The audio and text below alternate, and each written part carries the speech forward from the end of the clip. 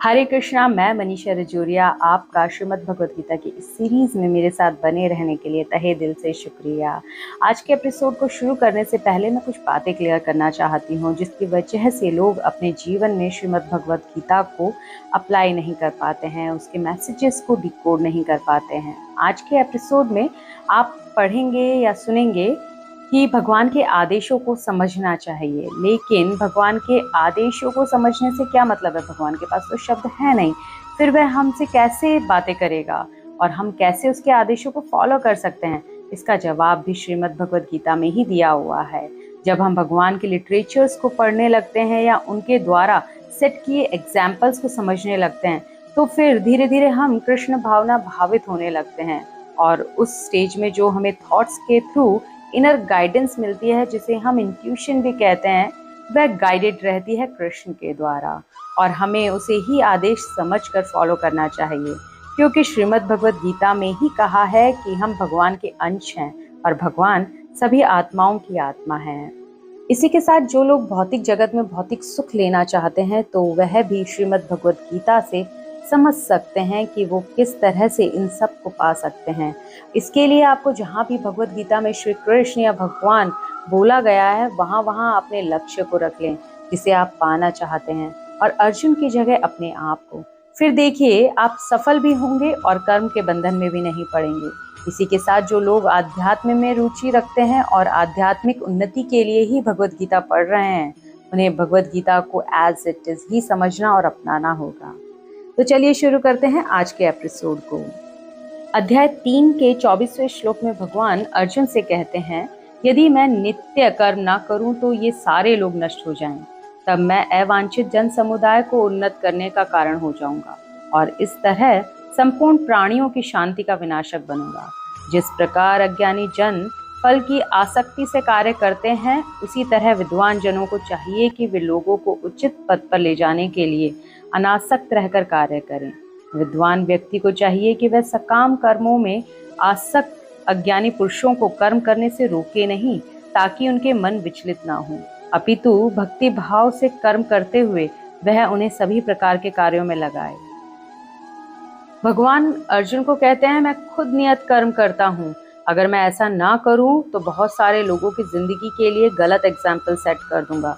लोग मुझे फॉलो करते हैं, लोग मेरे द्वारा सेट किए एग्जाम्पल को भी अपने जीवन में उतारेंगे।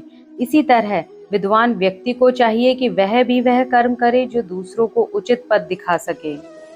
विद्वान व्यक्ति को चाहिए कि जो इंद्रियों में आसक्त होकर कर्म कर रहा है, उस अज्ञानी व्यक्ति को वह काम करने से ना रोके। हो सकता है वह विद्वान व्यक्ति की बात मानकर वह काम करना भी रोक दे, पर उसका मन उस काम में लगा रहेगा और मन विचलित भी रहेगा। जैसे छोटा बच्चा अगर गलत काम कर रहा होता है तो माता पिता उसको काफ़ी मना करते हैं वह काम ना करने के लिए, और बच्चा उनकी बात मान कर वह काम करना भी छोड़ देता है, पर उसके मन हमेशा उस काम में लगा रहता है और उसका मन विचलित भी रहता है। इस स्थिति में माता पिता को चाहिए कि वह वो काम करें जो अपने बच्चे से करवाना चाहते हैं। बच्चा या तो उन्हीं प्रैक्टिसेस को फॉलो करेगा जो उसके माता पिता कर रहे हैं, या अपने तरीके से जो उसे बेस्ट समझ आएगा उनको अपनाकर वही करने लगेगा जो आप उससे करवाना चाहते हो। यहाँ विद्वान व्यक्ति को चाहिए कि बच्चे की प्रैक्टिस पर टोका टाकी ना करे, पर इसके लिए यह जरूरी है बच्चे के मन में कम से कम रंच भर भी इच्छा हो वह करने की जो आप अपने बच्चे से करवाना चाह रहे हैं। अगले श्लोक में भगवान अर्जुन से कहते हैं, जीवात्मा अहंकार के प्रभाव से मोहग्रस्त होकर अपने आप को समस्त कर्मों का कर्ता मान बैठता है, जबकि वास्तव में वे प्रकृति के तीनों गुणों द्वारा संपन्न किए जाते हैं। हे महाबाहो, भक्ति भाव में कर्म तथा सकाम कर्म के भेद को भली भांति जानते हुए जो परम सत्य को जानने वाला है, वह कभी भी अपने आप को इंद्रियों में तथा इंद्रिय तृप्ति में नहीं लगाता।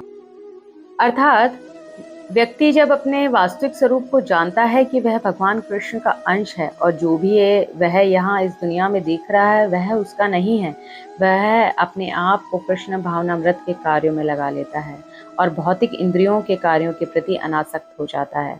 अगले श्लोक में भगवान ने कहा है, माया के गुणों से मोहग्रस्त होने पर अज्ञानी पुरुष पूर्णतया भौतिक कार्यों में संलग्न रहकर उनमें आसक्त हो जाते हैं। यद्यपि उनके ये कार्य उनमें ज्ञानाभाव के कारण अधम होते हैं, किंतु ज्ञानी को चाहिए कि उन्हें विचलित ना करें। अर्थात आध्यात्मिक व्यक्ति को चाहिए कि वो भौतिक कार्यों में आसक्त व्यक्ति को विचलित ना करे। वह जैसे अपना काम कर रहा है उसे करने दे। जैसे अगर आप अपनी पढ़ाई में मग्न हैं, जैसे कृष्ण भक्त कृष्ण भावना व्रत में होते हैं और आपका दोस्त पढ़ाई में मन ना लगाकर इंद्रिय सुख के कार्यों में लगा है, तो आपको उसे समझाकर या उन्हें पढ़ाई की तरफ मोड़ने की इच्छा से उनके कार्यों में बाधा डालकर उनको विचलित नहीं करना चाहिए। अगर आपके दोस्त में जरा भी मन होगा एग्जाम क्लियर करने का, तो वह आपको पढ़ता देखकर खुद पढ़ाई करने लगेगा। अगले श्लोक में भगवान कहते हैं, अतः हे अर्जुन, अपने सारे कार्यों को मुझ में समर्पित करके मेरे पूर्ण ज्ञान से युक्त होकर लाभ की आकांक्षा से रहित, स्वामित्व के किसी दावे के बिना तथा आलस्य से रहित होकर युद्ध करो। अर्थात जीवन के नित्य स्वाभाविक स्थिति ऐसी है कि हम भगवान के इच्छाओं के अधीन रहना चाहते हैं। इसीलिए कृष्ण अर्जुन को आदेश देते हैं युद्ध करने का, क्योंकि परमेश्वर की इच्छा के लिए मनुष्य को सर्वस्व की बलि करनी होती है और साथ ही स्वामित्व जताए बिना स्वधर्म का पालन करना होता है, वो भी फल की आशा किए बिना। व्यक्ति को अपना सर्वस्व अपने हायर पर्पस पर लगाना होता है।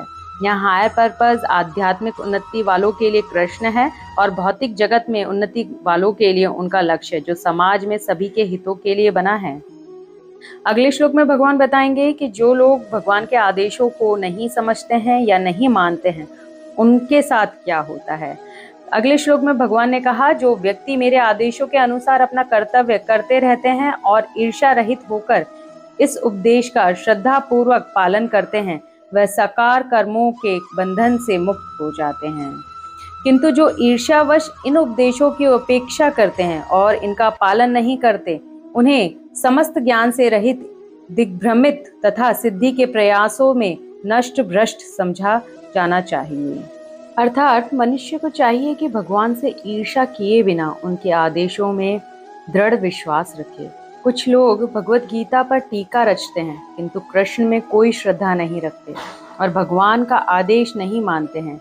वे शून्य हृदय होने से आत्मा के प्रति तथा परब्रह्म परमात्मा एवं श्री भगवान के प्रति अनभिज्ञ रहता है।